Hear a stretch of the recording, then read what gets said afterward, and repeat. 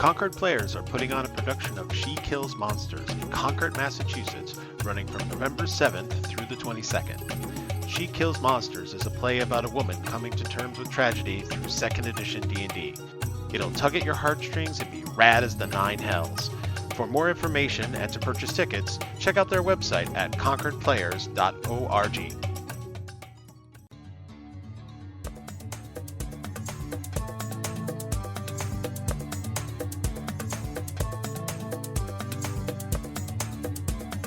Welcome to the Game Masters Book Club, where great fiction becomes your next great role-playing experience.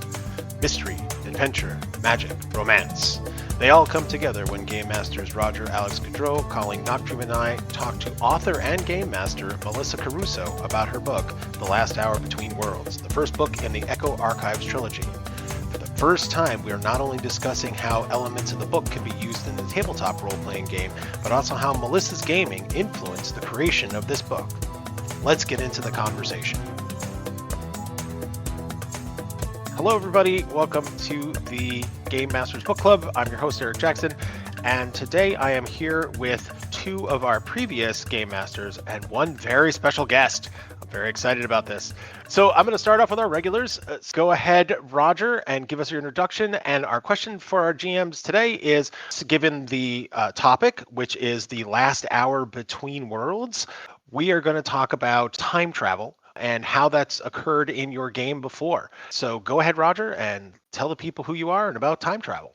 Hello, everyone. My name is Roger Alex Gaudreau. I have been gaming for a little over 40 years. Started with D&D when I was the wee age of 13, which gives you a sense of how old I am now. I've played all flavors of D&D. I've played many other types of games. A few indie games, not as many as perhaps I should have, but had a lot of experience with a lot of different styles of fantasy, science fiction, mystery, spy, etc., etc. Time travel. I am a time travel fanatic in my reading. I love reading really good time travel stories. I love trying them in role-playing games. They take a lot of work to get right, but I think one trick I have found, because people will always ask, well, what happens when the PCs change the history of your world? What works for me is to trick the PCs into creating the major problems of the history of your world. So, as an example, in the Eberron setting, in the ancient history, there was this cataclysmic war between the Empire of the Giants and the Dragons. And the Dragons basically wrecked the Giants and sent them back to the Stone Age, destroyed their empire. They used to be incredibly accomplished artisans and mages and so on and so forth. So in my game, PCs are trying to find a power source for this massive eldritch machine that will protect their homeland. And they end up they're experimenting with time in this laboratory. They get kicked back in time and they find themselves in the bowels of this flying giant fortress. And there's a power source that they're able to get. They have to sort of sneak through things, or the giants are defending themselves from the dragons and so on. So they go in and they rob the giants of the power source. And it turns out that power source was what was protecting the giant dome that shielded the giant empire. And so as the PCs sort of snapped back to the present with their power source in the past, the giants' defenses fail, the dragons break in and wreck them. And so the PCs were the reason the giants' empire failed, and they all felt terrible about it. Yeah. Make the PCs the bad guys. I love that. That's fantastic. Yep. Okay. Colleen, introduce yourself and tell us about time travel. I'm Colleen Nachtrieb. I'm a game developer. I've made several video games. I also work in tabletop RPGs, but I usually do like art direction and illustration for games. I worked with Paul Siegel on a tabletop RPG called Free Flow Ends. Go check it out. I know this isn't the time for plugs. Oh no, I'm going off book. But the time I used time travel was I made a homebrew superheroes in space soap opera game. It was loosely based around the mechanics of Lady Blackbird by John Harper. And in that world, they had things like the Infinity Stones or similar, but they got to make up whatever the powers were. And one player decided to take time, primarily used it for teleportation. But things got wonky. One of the major villains that they were facing was a series of other supers who came from kind of a different realm or multiverse or time stream. And in that stream, there was a villain called Paradox. Paradox was a time stone holder, and there was a fair amount of setup I did with another character who was the good time stone holder. He was an NPC that they befriended and worked with, and he was supposed to help and aid the PC with the time stone, but in fact was a Paradox. And we never got to the end, but the PCs kind of did it to themselves, where they were setting up the future of Paradox actually being the PC as well. So they all kind of converged into one large timeline. But I love time travel. I'm a big fan of paradox in time, like Doctor Who, The Flash, anything where anytime you have a butterfly effect, something else is going to occur or impact a future or past. I don't think that the time is very linear. So using it in that sense, especially in a superhero game, time can have such a rippling effect. So I tried to do that. Unfortunately, COVID happened in the middle of the campaign, so that's why we didn't get to the end. Boo. But awesome. Also making the character betrayal and setting up the development of the hero with the character. Always a great twist. It was really awesome to let them kind of build the world. So they were building up facts, and then I would just kind of twist the facts to work within different time paradox lines. It was cool. Yeah, absolutely. Okay, folks, it's time for the big reveal. Normally, we have wonderful game masters come on and tell us about a book that they just read. We have a real expert here. We actually have the author of The Last Hour of Between Worlds, Melissa Caruso, here. Melissa, would you care to talk about yourself and tell us about time travel? Because you wrote a whole book about it.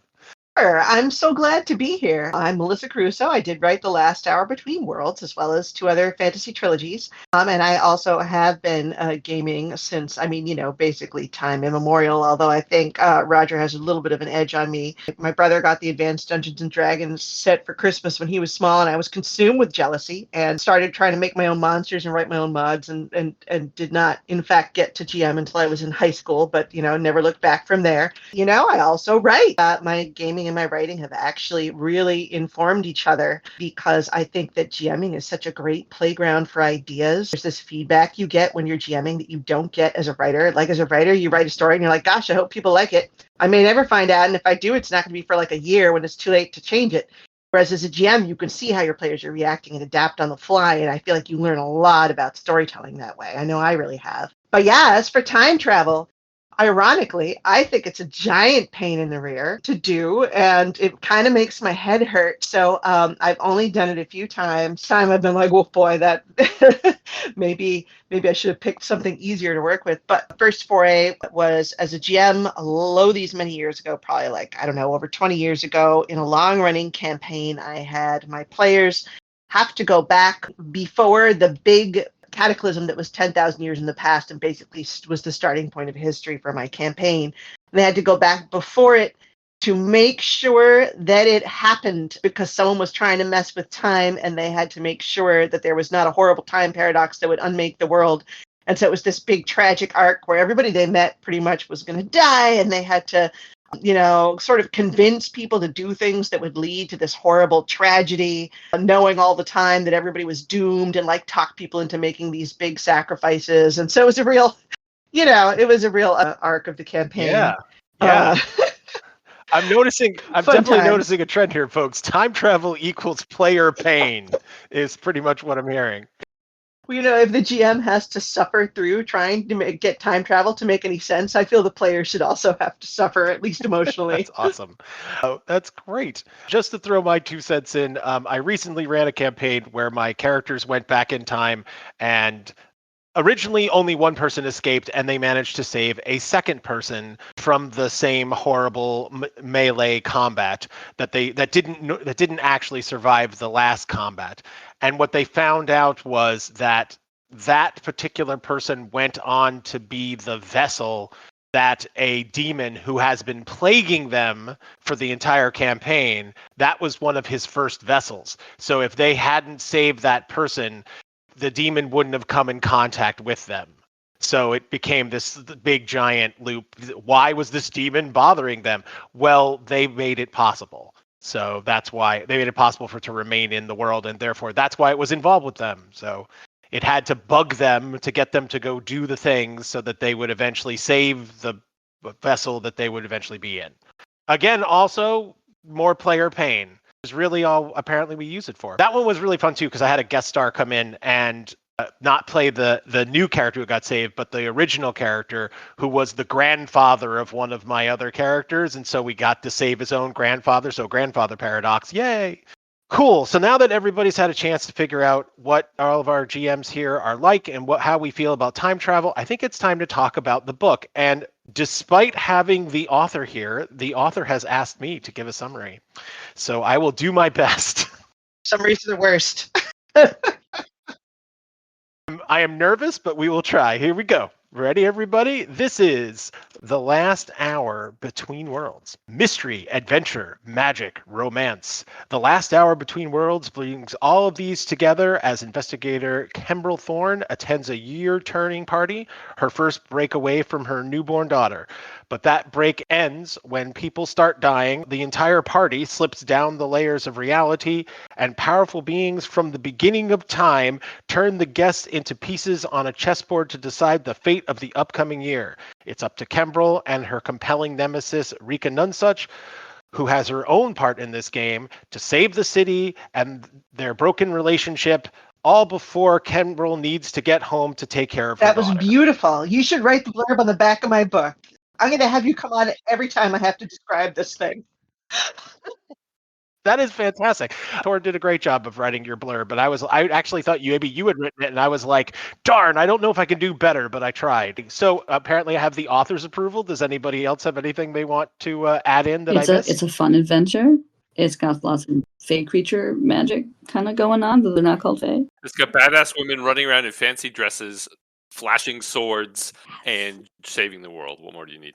Oh my gosh, the descriptions in this book are fantastic. So you go through these echoes. The world itself is a prime reality, and then there's echoes, and there's 11 levels of these echoes of reality. Every echo gets weirder and stranger, and the descriptions of those echoes are fantastic. Like I want to go to this party, and I want the fancy dresses. The only sadness is that if you get stuck outside of this game loop that happens in the world, you get stuck in the same dress, and that just made me a little sad that like Rika Nunsuch just got stuck in her gray. I'm sure she looked fantastic, but she kind of got stuck there. And there, some of those outfits descriptions were just fantastic.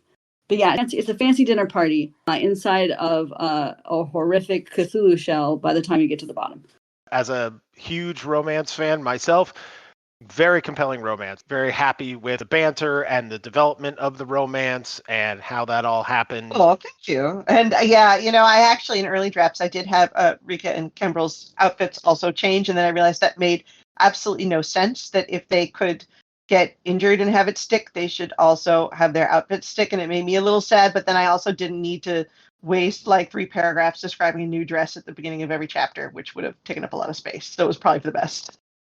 But still would have been fun. Absolutely. It would have. If it was like a comic where I was drawing it or something, then it would have been well worth it. I definitely enjoyed the room with the creepy mirrors. Sorry, I'm going to go on about the room. Oh, yeah. No, that's totally fine. We'll talk more about the rooms and the cool stuff when we get to that part of the podcast. All right. Now that we've described this fantastic book, and I'll let Melissa lead us off here, we're going to talk about how we would mechanically, through a game system or a homebrew, how could we bring this sort of vibe to our games? What system would bring that out for us? Melissa, do you want to start? Yeah, I'm glad you mentioned. I am as a GM, I always write my own homebrew system to go with the particular campaign because I guess I like making extra work for myself and also control. So there you have it. But yeah, I know if homebrew as a GM, if I were going to write a system to run in this game world, I think I would probably do something around the guilds because there are also all these different, I know that all these different guilds that people are members of, that each have their own specialties. And I feel like they would map pretty well onto like a class system, essentially. Like Kimbrel is a hound, and they do kind of investigative work and also rescue missions into these echoes, the alternate worlds. Rika is a cat. They do stealth stuff like assassinations and thievery and con artistry and that sort of thing.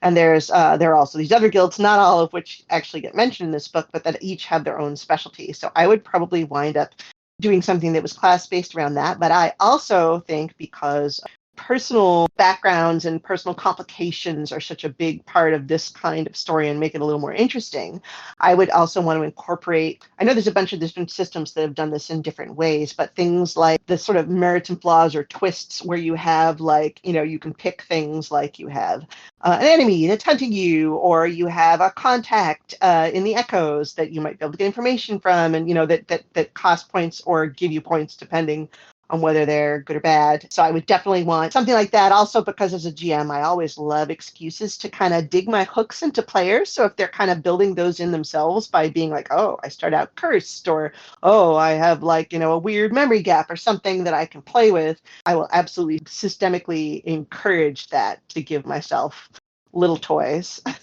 to play with during the Lovely. campaign. Awesome.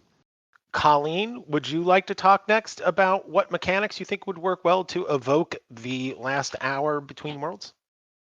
Yeah, so I went digging into my indie pile of books, and I came out with a system that I haven't run in a pretty long time. It was developed in 2006. It's written by Brendan Taylor. It's called Mortal Coil.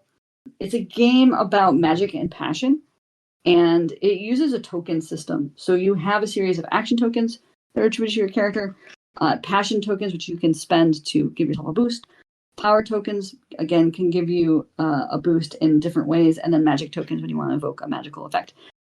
And the system works where you get to create your character. So the GM sets up the world, so you would set up all the echoes, all those things in the world. And then if you wanted to play Kembrel, you would then make a hound-like character and give a certain amount of tokens to Kembrel.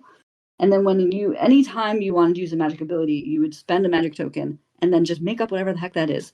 So on the fly, you could just create a fact about the world that would be convenient for the story, can be convenient for using passion in order to hide your true emotions and feelings away from Weekend and such, or however you wanted to deal with it. But you would put those tokens down as an ante. The only tokens that you spend are passion, power, or magic.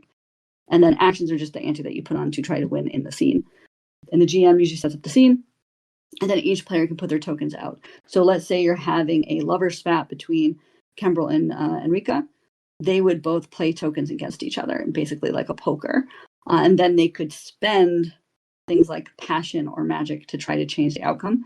It becomes this really great dynamic between players. But it's very much a PC-driven action game. And if you want to have conflicts that are lover spats or combats between players, this system is nice because it doesn't feel like a big detriment. It's a very playful storytelling way of resolving conflict. I enjoyed it immensely when I used to run it back in the day, in the before times, and I think it would work really well with the world. Each of the worlds have like a different setting level, so you could actually put a different level and different difficulty to each echo that you go through in the world, and that's how I would approach it. That's a solid match. That's fantastic. Sounds really cool. Yeah. Roger? All right, so I agree with what Melissa said about how like the guilds kind of line up nicely with classes, and whenever I think classes, I think D&D, but then the magic in this book is very subtle and nuanced and far not as sort of explodey. D&D wouldn't be my first choice. People have heard me before will expect me to say cipher system because, of course, the cipher system can do anything. But I decided this week to stretch my wings and sort of go outside my comfort zone and do some digging around and some research on some indie games. And I was looking at the Dresden Files RPG, mostly because it's a fantasy noir setting, right? It's urban fantasy. It's got a lot of good magic. It's all about investigation. And that kind of works, but there's a lot of story world, like the Dresden world, baked into the game, which doesn't jive as well with the last hour between worlds. And you can make it work, but you'd have to change a lot. But the underlying system, the Fate core, right, and its definition, its use of aspects to define characters, like that's again very flexible, and that could work. I was doing a little bit of other digging, and Eric, I hope I don't step on your toes here, but I have not played this game. But from reading, this might work. Time Watch on the Gumshoe system focuses on time travel and parallel universes and your investigators. So that was a little more like, hey, go prevent someone from killing Hitler or whatever. But that could work here. I did a little bit of reading about a game called Urban Shadows, which is powered by the apocalypse. And this would be much more focused on like the guilds side of things, right? The guild conflict, representing the city, and so on and so forth. So that could work. And then it occurred to me, I was sitting here this morning thinking a really cool aspect of this story that is mentioned in the book, but is, I think, less central to the plot, is just the fact that it's in there, the fact that there are all these treasures sort of distributed throughout the echoes. And I thought, like, how much fun would it be to just play an Indiana Jones style, like, dive into the echoes and go retrieve the MacGuffin of the week and bring it back for your wealthy patron. And so I would use something like Savage Worlds, which is really lightweight and flexible and really focuses on quick, fun adventure to run a game like that, which is within the world, but perhaps not the specific story told in this book. Oh, I think a Relic Smuggler campaign would be great. Honestly, that sounds like a blast.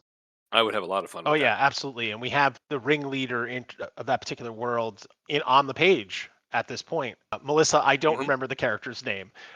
Well, that's a huge spoiler too. Okay, yes. Wait, Point taken. And I did keep the introduction a little spoiler. But yes, that person is involved in the story, and so I do think, Roger, it's very closely related to I do think you're right. It could be a really nice place to kick things off. As already stated, I am a huge romance fan, and so I immediately went to one of my mainstays when I want to do a dramatic, heroic fantasy romance, which is Thirsty Sword Lesbians. It's a powered by the apocalypse game. The author is April Kit Walsh. It is a fantastic game. One of the things that I like about it, in addition to there being playbooks, a good set of playbooks can really make a game. And I really did feel like Kembrel and Rika both had definite moves that would be on a playbook, so I felt like you could build them pretty easily. And actually, within Thirsty Sword Lesbians, there are archetypes of the investigator and the scoundrel, so our main characters are definitely represented there. Another mechanic that I thought is really good for this is they have what are called heartstring moves, which are basically designed to build romance within the game. You can use a entice maneuver to invite a PC to become smitten, and smitten is a condition within the game, and definitely Kembrel goes through that. So I was really excited about, I was like, oh yeah, this will totally work, it's gonna be great. And then on top of all of that, there's also emotional support things, so that also happens. So you can do things not only from a romantic standpoint, but just from a emotional building perspective. I mean, if you just read through Thirsty Sword Lesbian says for their GM principles, it's be excited about the PCs and their stories, make the world action-packed and perilous, make adversaries appealing, create space for the PCs to feel their feelings, and make the story vivid and personal. That was the last hour between worlds, and that's how I would run it. Oh, that's awesome.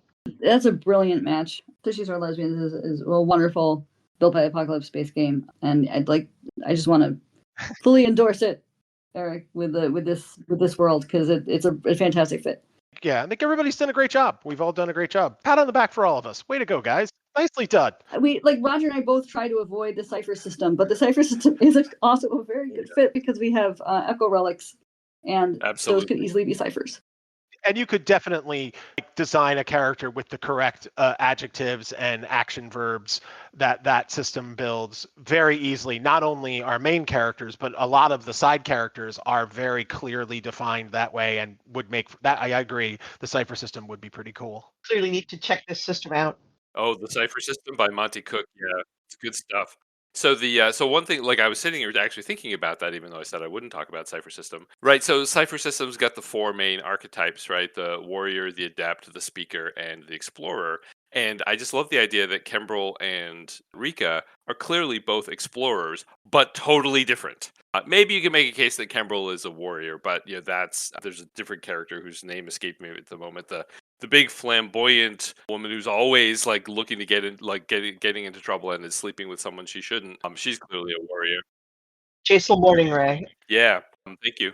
But so the fact that like Rika and Kembrel are both clearly explorer characters, but have totally different skill sets, totally different specialties, is the kind of thing that the Cipher System just loves to do. So very flexible, very capable system. And yeah, as Colleen said, right, this book is full of ciphers. And Melissa, ciphers are basically one-shot magic items that you're encouraged as the GM to sprinkle liberally throughout the game. So PCs are always finding them and using them and looking for new ones. Oh, that's fun.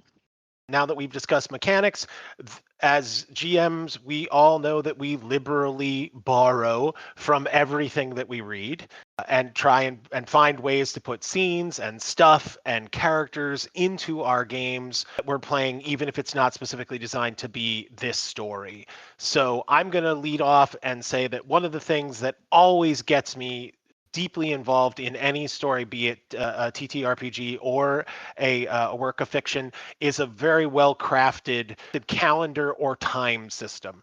There's something about putting me in a place where I know what time it is. I'm oriented within time. And to know about that really gives the world a great deal of depth, because it's something that human beings always deal with. First, we like, well, what time is it? How do we deal with that? And particularly in this case, where they talk about the moons, and the moons are linked to some of the things that are happening within the plot, all of the different moon names, and they all had different sorts of celebrations associated with them. Just absolutely my favorite thing. I would just lift all of that and just drop it into a world and not tell Melissa, is basically what I would do. Awesome. Roger, what would you bring out of this universe and put into yours? So many things, but at the risk of talking forever. Well, first, the clock, right? The grandfather clock that is at the heart of the story. It's clearly doing something. The PCs don't know what. They need to figure it out. There's an NPC related to it, so much focused on the clock. I just love anything involving big, cool, mysterious artifacts that the PCs have to figure out, which may be why I love the Eberron setting so much, because Eldritch machines are such a thing, and the clock in this book really is an Eldritch machine. And then the other thing I'll mention is like a total kind of setting thing is the tea shop, where like you're in the middle of this life-threatening, strange version of reality, and there's a tea shop where you can go and just be safe for a little bit. But safe is a relative term. And the shop owner knows way too much and is a great source of information and inspiration for the players. Those are two things I would definitely lift from this 100% book. agree. Both of those are great. Fantastic. Colleen? Yeah, the tea shop is fantastic. It's very much like that neutral area. Everybody knows that you don't start crap in the tea shop. I would take the echoes. I love them. I love this idea of these layers of reality. And I really like the fact that it wasn't just a 1 degrees difference. It was major differences. And it almost seemed like there was a level of Lovecraftian horror at some point in them, because the bottom ends out into the void. I really liked all the descriptions. So this whole book takes place at a giant party. And every time you go into another step into one of these realities, the whole room changes and all the descriptors change. So there was this, I talked about it a little bit earlier, but there's a creepy mare room, which I liked. When you look into it, you see all these skeletons and kind of ghouls and things around. I just like that otherworldliness. I liked the fact that an echo can also have, and this is spoilers, an echo of a person. So there can be another version of that person in an echo. And that echoes, there's like the prime, which is the real reality. And then there's the echoes, which are shadows of that reality, kind of. I feel awkward telling this in front of Melissa because she's like, am I right? I don't know. No, you're good. but yeah, there's a lot you can do in that space, right? Because you could even have, you have these wonderful creatures in the book that were the beginning before Echoes, the beginning of time also, how do they stand within in Prime? Like they make these foundational pillars of emotions. It seems like those are also very, very awesome. Yeah, Echoes, I would almost want to do like, if you're an Echo, how do you feel about Prime? Like, do you even have feelings about it? What's the life of an Echo?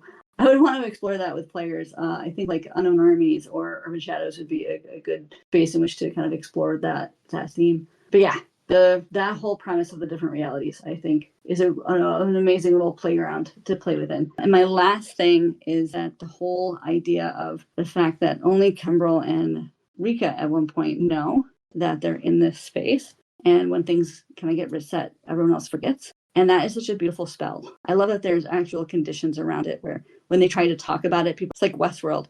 that don't look like nothing to me. Or they just don't know or just don't engage with the person talking about it. I love those kinds of quips and spells. I really love that Groundhog Day loop part of it, and it's interesting when you try and get creative, right? How do you get people to do things when they have no idea, like that they've done this 6 times already? Yeah, it's great bit. And I love that sometimes things did change just slightly, based on like kind of the echo that they were in, and so it's a great mystery for players to figure out. Like, why did this thing change? What happens if I change this one part of this timeline or this echo that I'm in?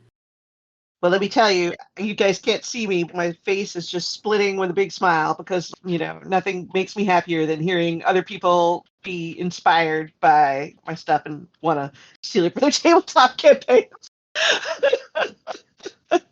It's the best form of flattery. So thank you. Oh yeah, no, I'm already imagining. Thanks to Colleen, I'm like, what if we had an entire party and they were all the same person but different echoes of that same person? And how would that, like, oh, it's just yeah, That's no, awesome. I'm on board. I'm totally there. But Melissa, go ahead. You had promised us, since obviously you're a game master, have you used these in your games, or how does the book relate to your games?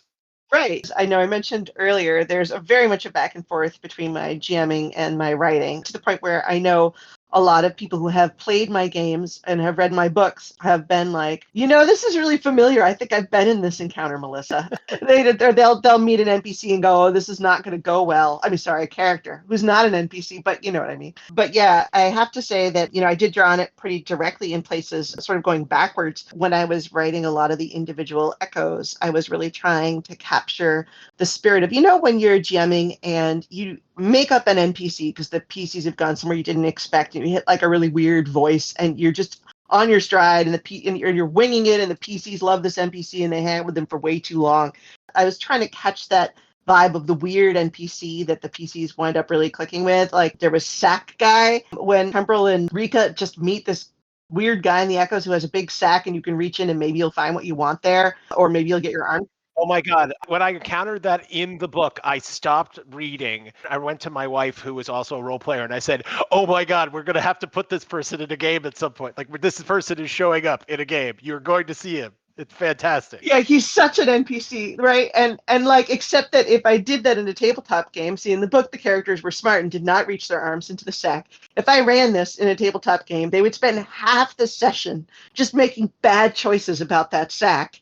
Right. And then we'd wind up with half the party would be down an arm, and then others would have given away like their middle names or something. It would just be a complete mess and everyone would have a great time. You always reach into the sack. Oh, yeah. Yeah. Oh, yeah. No, PCs always reach into the sack. This is one place where my characters were smarter than PCs. We're like, I'm not reaching in that thing. But yeah, no, things like that. And the tea shop were just absolutely the sort of things that I would throw into my tabletop games. And I was really trying to capture that energy, particularly in the echoes, because I feel like sometimes as a writer, it's possible to sort of plan yourself out of having any fun. So the echoes were where I tried to grab that kind of like, it's, 1 a.m. I've been GMing for 3 hours. I've drunk so many caffeinated beverages and I'm just making shit up kind of energy. And so that was deliberately trying to channel that very specifically. And that was a lot of fun. Will I use any of these elements in a game going forward? Well, I can tell you that while I was writing this book, I did run a time loop 3-shot LARP at the same time that was completely different and not related in any way. And I was doing very different things for the time loop. And I don't know why I did that. Like, one time loop was bad enough. Time loops are the worst. They're a lot of work. There are so many things you have to make. It's just, they're very complicated. I don't know why I did this to myself, but I guess I was like, oh, time loops. I can explore this in multiple directions at the same time because I hate myself and I don't want any free time.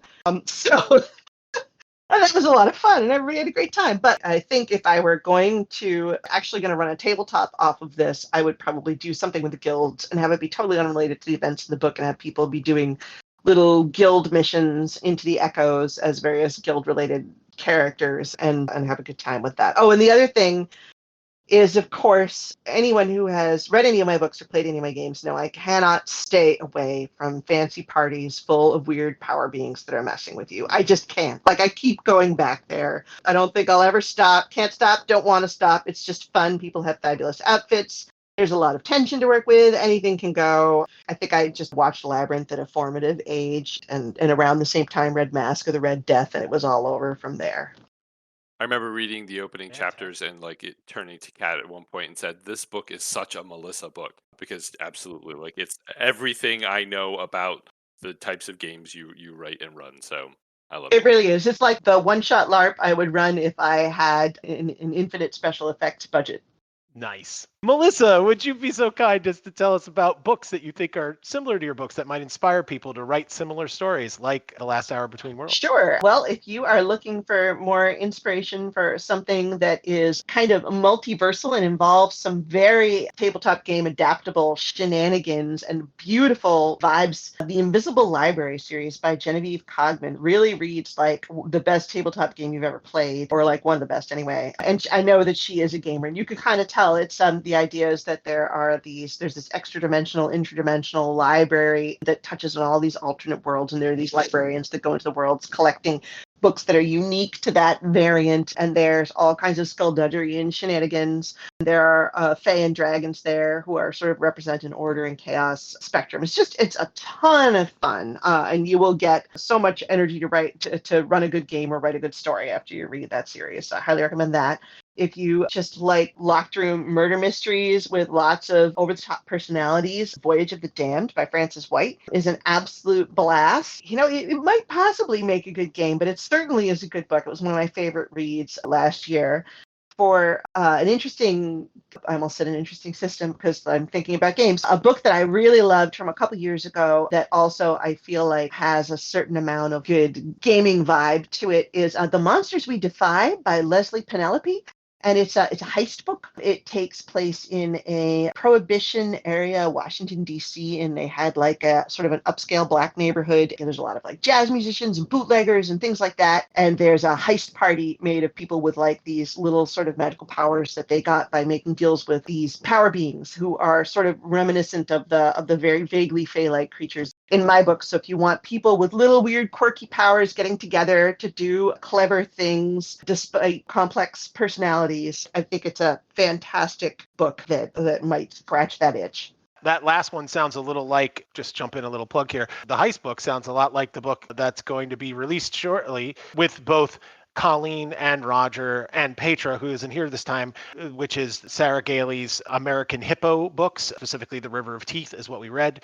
And that definitely has a whole bunch of people with weird skills who are interesting people who are on a heist. So just throwing a little recommendation back out there and a recommendation to listen to the podcast. Let's move over to Colleen. And Colleen, what book recommendations do you have that are similar to our book for the week? Roger actually mentioned the Dresden Files, and there's a book series, Dresden Files by Jim Butcher. And it's not exactly like this book, but the type of pacing and the way the characters act and the way that the mystery kind of unfolds reminded me a lot of Dresden. Dresden also has a lot of the fake creatures, bargains, deals, and really weird mishaps that happen throughout it. They're a really fun read, and I don't know, how the world unfolded just reminded me a lot of reading Dresden back when I read a ton of Dresden. And there's also weird, awkward romances that probably should never happen. And the main protagonist also ends up injured in weird, awkward ways and still somehow manages to get through the adventure. And everyone always comes to the hero's aid. So it just has a lot of those kind of fun, quirky elements that reminded me of this book. Roger, what sort of book recs do you have for us? I will second the recommendation of the Dresden Files. I absolutely love that series, and I wish he would write them faster. I think there's only a few left. He said there were going to be 20. So I think there are a few great options depending on sort of like which aspect of this book you like really resonated with you. I think one of the strengths of this book is that it has so many different dimensions all sort of mashed together. So, a lot of different types of fans, I think, would really get into it. A couple of books, some things that come to me. So, The 7.5 Deaths of Evelyn Hardcastle, where you've got to solve a murder mystery to stop a time loop. In that one, the detective, he wakes up in the body of a different guest and has to figure out the murder before, in order to stop that looping. So that time looping sort of mystery aspect of the story, I think, would be good there. If you want to focus on the rivals to lovers kind of aspect of the story, right, between Kimbrel and Rika, This Is How You Lose the Time War, I think would be a great read for that. For something a little more kind of just fantasy noir, there are monsters and dangerous creatures, and there's power players and guilds. I like Magic Bites by Ilona Andrews. But the one that I think really vibes for me is Foundry Side by Robert Jackson Bennett, where you have this magic system that is all about manipulating reality, and the whole plot focuses on a mysterious artifact and a conspiracy to use that artifact to completely rewrite the world. So how about, pretty lines up pretty nicely to the last hour between worlds. Yeah, wow, that's right on there. Fantastic. So I've given myself the final position here for the book recommendations because this is just fantastic. The first thing I'm going to do is I'm going to recommend a future book, which is The Sundered Realms by Casey Blair, which is another couple in a magical situation trying to stop the end of the world. And they're definitely not a couple at the beginning, and they become a couple through that adversarial then cooperative relationship. So definitely The Sundered Realms by Casey Blair. So that's great. And it's going to be a future podcast book. So very excited about that. Next, could not have a female rivals to lovers book, this sort of fantasy setting, without mentioning Gideon the Ninth. Tamsin Muir's book is just really great at that, and I really felt like there was a similar sort of push and pull that was happening with these two characters like there was in that book. And finally, there's a male book called The Market of Dreams and Destiny by Trip Gailey, which has people not trapped in a time loop, but they're trapped by fake contracts, and they're trying to figure out how to get those fake contracts to work so that they can escape and not be trapped forever in these contracts working for these powerful fae creatures. So that book, once again, Market of Dreams and Destiny by Trip Gailey, another great romance book, fantasy romance book that I think relates really well to Melissa's book. All of those I think would be good options. Boy, these all sound like some really amazing recommendations. I gotta take some notes here. I'm a huge Gideon fan, Loch Tomb fan myself. I feel like while this is a different story, I think you kind of I feel like Gideon inspired me particularly in the sense that I felt like, wow, okay, you can do some wacky stuff and still tell a good story and just be out there and try the things you think are too risky. And that doesn't mean that you're going to fail. It's a great book for giving writers courage, as well as just being an amazing book that I have read 3 times. Awesome. Wow, Yeah. 3 times. Okay, fantastic. Okay, folks, we've reached close to the end. So it's time to do our plugs here. And I'll step up and plug for Melissa that not only should you read The Last Hour Between Worlds, but coming out on August 19th, which should be a couple of weeks after this episode releases, the second book in the Echoes archives is scheduled to release. Is this still true? The Last Soul Among Wolves? Yes, thank you. Wow, you did your homework. Oh, you saved me the trouble. I don't have to plug myself. Yes, it's coming out on August 19th, and it continues to follow Kimbrel and Rika on their next. They would like to not have any further adventures of this nature, but alas, it's a trilogy, so they do.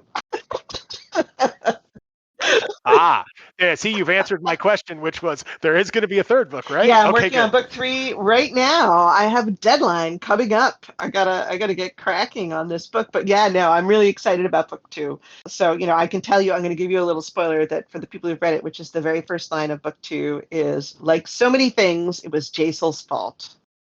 Nice. It goes from there. Excuse me while I go pre-order the book. Oh, thank you.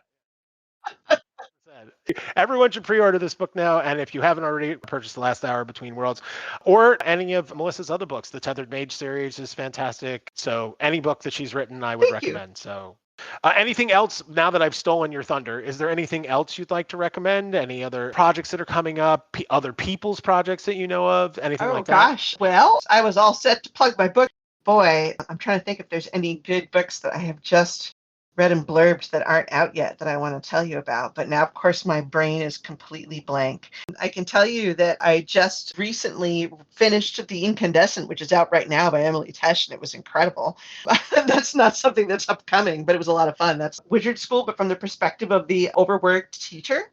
It's just incredibly well written and clearly comes from someone who has a lifetime of teaching experience, trying to deal with what happens when a bunch of teenagers full of emotions summon demons and things like that. Colleen, do you have anything on your list to this time around? Well, actually, I noticed that Roger recommended Time Watch, and I just wanted to say that was written by Kevin Culp. He's a local Bostonian, and you should check out his game. I just know that Kevin would appreciate the plug because we did mention his game, and that is Time Watch. And he was the lead designer and author of it. So, go Kevin. Go Kevin. Awesome. Roger? Just my perennial plug that my tiny little corner of the internet is over on www.rogeralexgodro.com. Not a lot of new updates there lately, but I am still plugging away on revisions of my novel, and it will be announced there once it's ready. Woohoo! Woohoo! Yeah. Eric, I have one last thing. Go. If you haven't checked out, there's another podcast, not to take away from your podcast, but there's No, all podcasts are awesome. Well, the Wandering GMs is Paul Siegel and Dan Collins, but Paul Siegel is doing an experiment right now where he is trying to teach an AI to run D&D. The AI is named Martha. It's hilarious because it's not great at it, but he is training it how to be a storyteller, and he's doing wonderful and amazing things. So go check out Martha and Wandering GMs. All right, and I'll just plug this podcast itself. This is the GM's Book Club. But right before your book, we're covering X Heroes by Peter Clines. After your book, we're doing Dungeon Crawler Carl by Matt Dinneman. So we've got a bunch of different books that are coming out soon, all with different GMs. And if you enjoyed all the stuff that we talked about today and enjoyed listening to other GMs, and an author, please feel free to come back and visit us again for more fun and interesting game stuff. And anybody have any last minute thing they want to throw in that they didn't get a chance to say or anything along those lines? Thank you so much for having me on. I always love talking about the connection between gaming and books, and I don't get the chance to do it as often as you would think in this world of nerds through which I move. So it's always an absolute pleasure.